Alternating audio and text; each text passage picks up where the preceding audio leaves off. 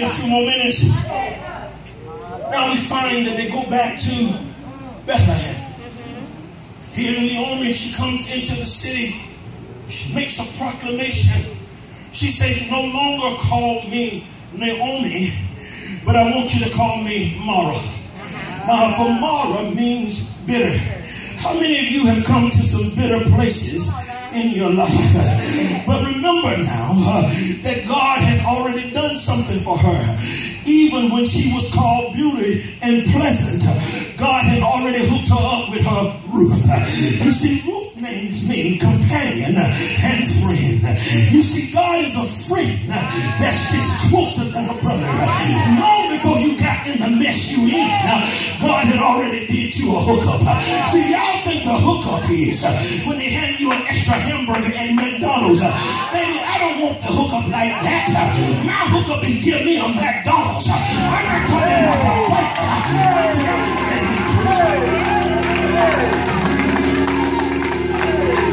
tell somebody you trying to shortchange God. See, some of y'all ain't going after favor. Y'all just went after a hookup. But I'm going for favor. Look at somebody and tell them I'm going for favor. When you go for favor, you got to go all the way.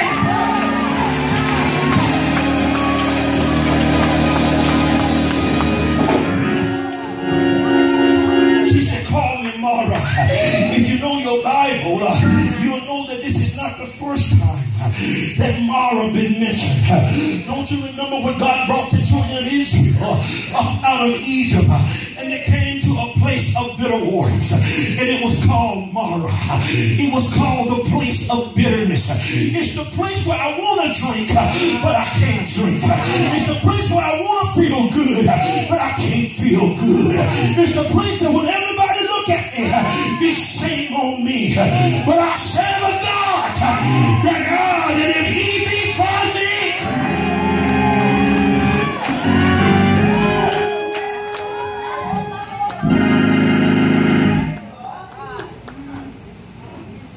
so call me Mara. So what Ruth does, I need you to notice something about Ruth. She immediately goes for the minimum wage job. Goes to glean in the field. That's minimum wage.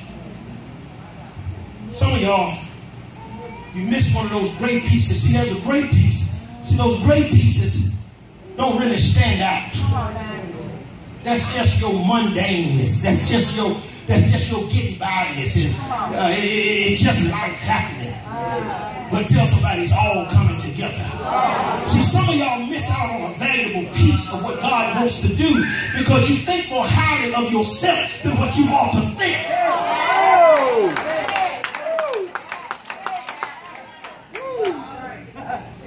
Some of y'all got to lay down your snootiness. That was your daddy who had the doctorate, not you.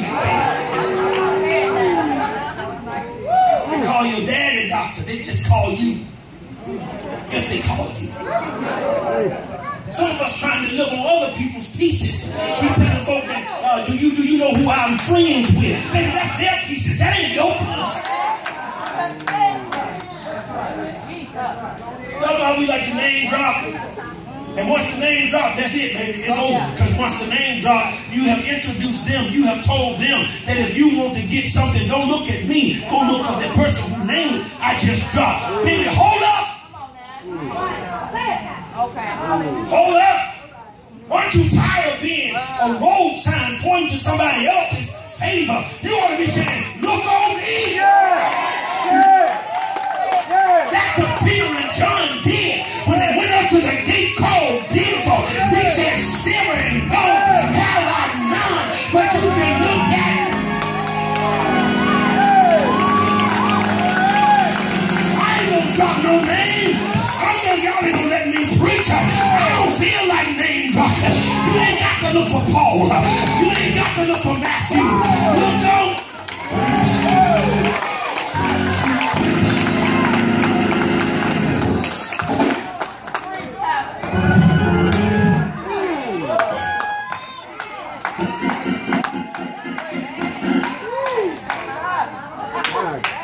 My God. She goes and get minimum wage job. Got to eat. Got to keep herself fed. Naomi's old. She got to keep Naomi fed. Some of y'all would have been trying to look at how can I get rid of this old mother. Ruth realized that I'm hooked up to somebody that's hooked up to something that's hooked up to somebody. I don't see it. Nobody's promised me anything, but it's just something about the way I feel. Even though right now she's saying that she's bitter, but her bitter is no better than the world's sweet. Y'all ain't gonna preach it.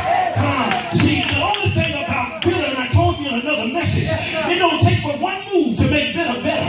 Tell somebody, put in the Elohim, just drop the I and put in E, and you go from bitter to better. Tell somebody, all the pieces.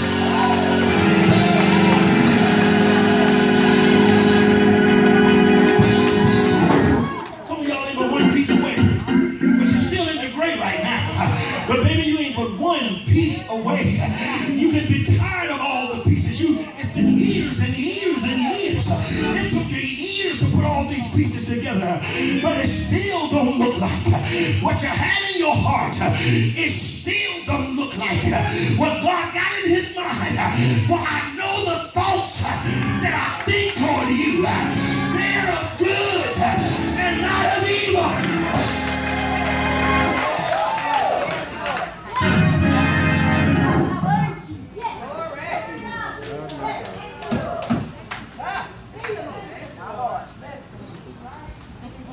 She's in the field, gleaning. Gleaning is the process of picking up the scraps that was left over from the reapers. The Israelites had order to where God had implemented a process for the reapers. They were not allowed to reap their own fields. That was God's form of welfare. See, God had a system in place. If you will work, God says that even I'm going to feed you if you would just get up and do something. If you would just get out of your laziness. Because see, you can't just sit on your laurels. You can't sit at the house, baby, and think that they're going to bring the blessings to you. The Bible says that faith without works.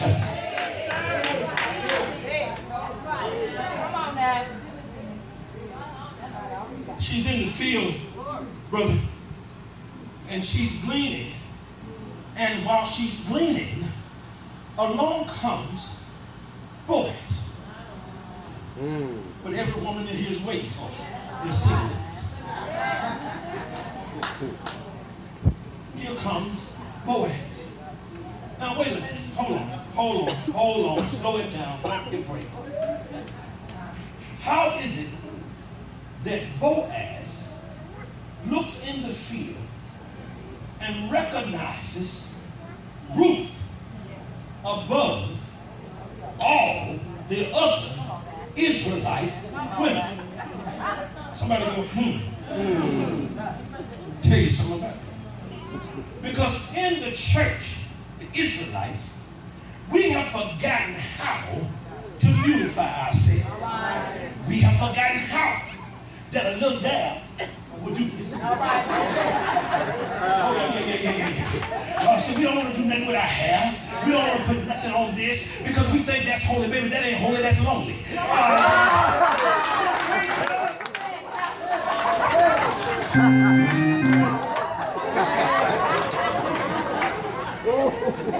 So why is it that he noticed the Moab girl?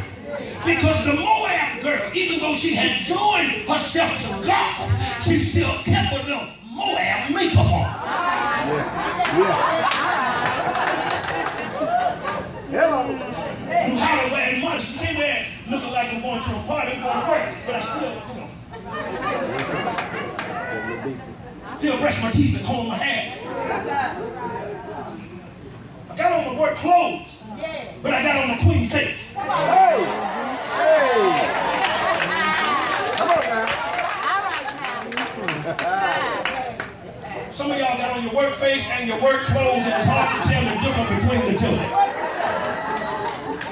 I'm just saying, trying to help somebody. Look at somebody and say, all the pieces. I'm almost done. Somebody said, don't quit yet, Pastor. You ain't got it. Go ahead. When she was in the field, Boaz took note of her, and word has already made it around town as to who she is. There are folks that are watching you because God is making them watch you. Because your favor comes. So it comes because God wants folk to see you. I want them to see you like you are now, because I'm going to get the glory.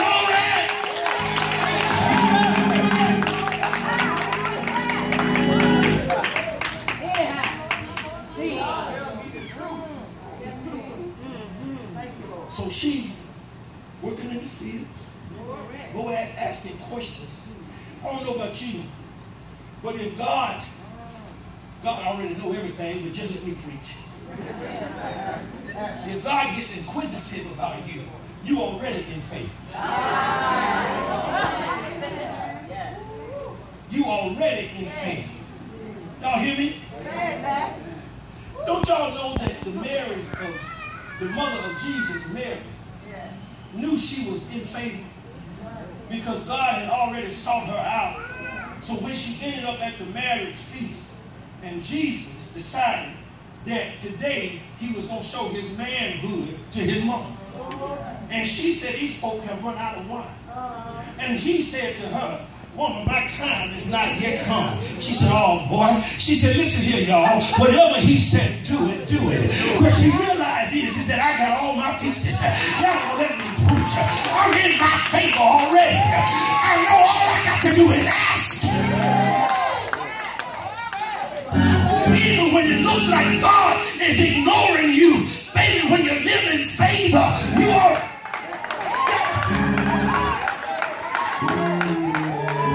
You know what? I'm going to take this message down the street because somebody in here obviously is dead. They can't hear, they can't see, they can't feel. There's something wrong with y'all.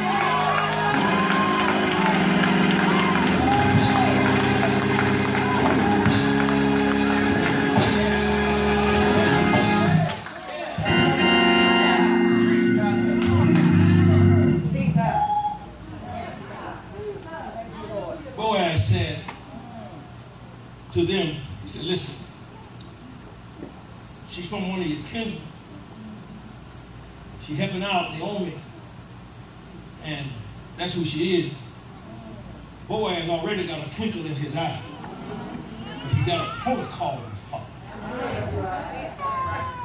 Sometimes favor got to go through some things, over some things, to get you to where God wants to get you, because sometimes there's something else in the way.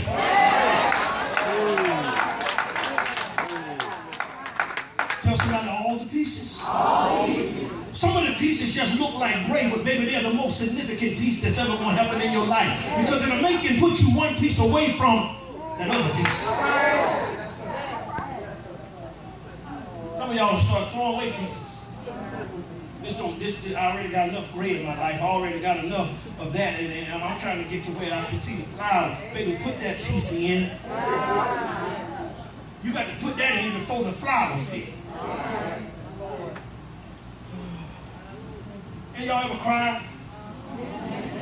Cried all night? Cried yourself to sleep? Hurt, pain?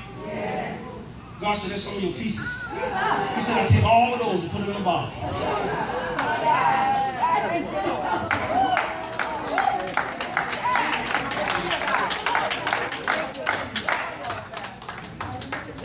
Tell somebody that when my pieces get together, they all going to need some glue.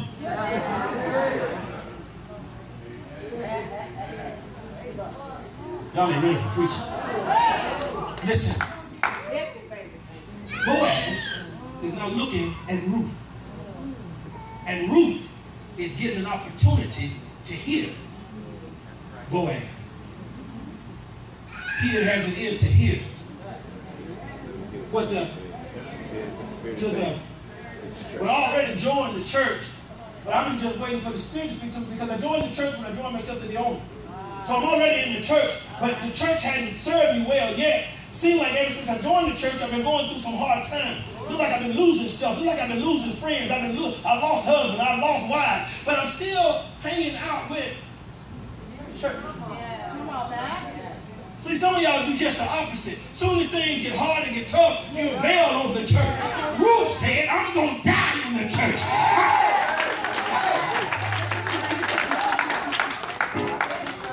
Some of y'all get one great day, that's it, God, I'm resigning.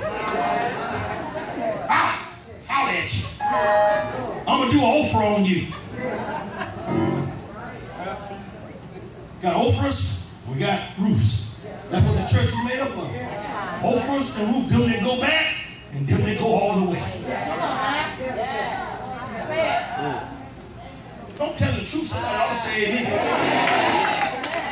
That's what I used to do for my pastor. When he told the truth, I said amen. If he was sitting the truth in my lap, I still said amen. So everybody would know he had said it in my lap. So here we go. I'm almost done. When he began to talk to Ruth, and he first began to talk to the other reapers when he found out who she is. He said, here's what I want y'all to do. I want you to let her glean in my field. My field. Because the gleaners would go from field to field, gleaning all over the place, like some of us do. We got 5 pastors in the city. Thank you, outnumbered. We got five pastors. They remember when I showed, I said, I remember that me and the preacher argue about who number it is. Because they're gleaning in everybody's field. Boaz said, glean right here. Sometimes your favor is contingent upon where God has planted you. Y'all get that? He told the reapers, what I want y'all to do is I need you to leave some handfuls on purpose. Somebody says, I'm showing up in favor now. I showing up want to shout now. I'm getting paid more than what I ought to get paid. Folks been on the job before me, and I got the raise. Y'all, I came in as a supervisor. It ain't got nothing to do with you other than the fact that you joined yourself to the right person that can get you to the right. Here we go. I'm almost done. Look like these pieces starting to come together. I still got to go to work, but baby, I'm picking up a whole lot more than what I normally would have been picking up. Now here, let me help somebody. When God starts to favor you, you have still got to know how to govern yourself. Some of y'all ain't ready for favor because you don't know what to do with your mouth. Life and living in favor forever and the devil, because he coming up for to steal and lives right here. Lives right here. What you can end up doing if God shows you instant favor and you don't know how to handle it, what you will begin to do is to get high-minded. You'll start bragging, telling all of the other women that's been in church longer than you, look what God did for me. Look at how I look. You ain't got it like I got it. No, baby, it ain't that they ain't got it like you got it. It's just that God gave you some.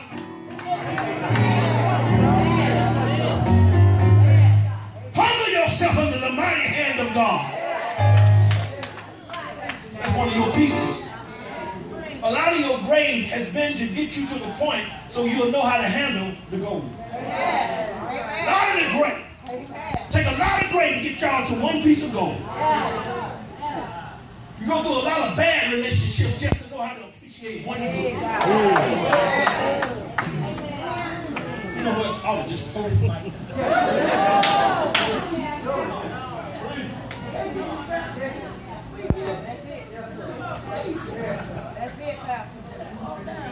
I said it take a lot of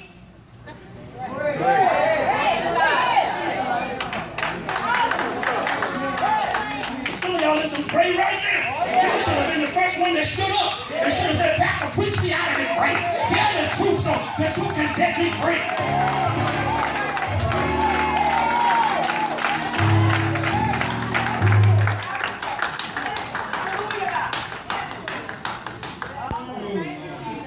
Maybe I should have just named this the gray area. Just didn't even worry about the gold. Ruth is in the field. Boaz is now talking to Ruth. It's a good thing when you start hearing the voice of your destiny. It's a good thing that when God starts speaking to you concerning the things. But see, still now, you got to understand that he'll always let you taste before you own.